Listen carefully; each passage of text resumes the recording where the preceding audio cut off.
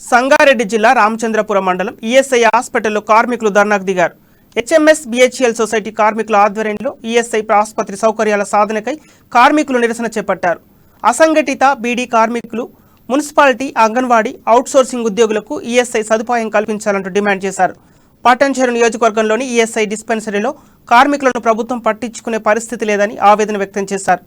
వెంటనే 9 డిస్పెన్సరీలకు మరమ్మతులు చేసి అసంఘటిత కార్మికులకు న్యాయం చేయాలని కోరారు.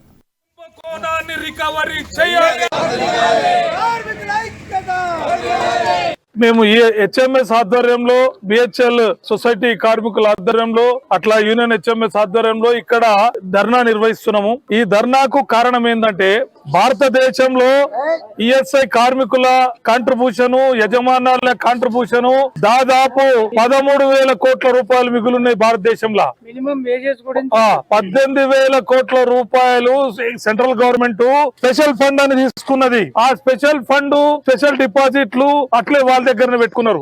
3,500 కోట్ల రూపాయలు ఫిక్స్డ్ డిపాజిట్లు పెట్టారు. అంటే కార్మికులు యజమానుల డబ్బులు నెలకు 100కు 4 చొప్పున 35,000 కోట్ల రూపాయలు ఉన్నాయి. ఇక్కడ ఉపాధి కల్పించింది. అదే బిహెచ్ఎల్ ఉన్న పక్కకున్న ఈఎస్ఐ, బిహెచ్ఎల్ లో పనిచేసే కార్మికులకు సుమారు ఒక 3,000 మంది పనిచేస్తారు. అక్కడ వాళ్ళకి ఈఎస్ఐ నుంచి ఒక 10 రూపాయల బెనిఫిట్ కూడా లేదని మేము చెప్తున్నాం. ఎందుకంటే మాకు ఈఎస్ఐ బిహెచ్ఎల్ పక్కకుంది. ఎక్కడంటే రామచంద్రపురం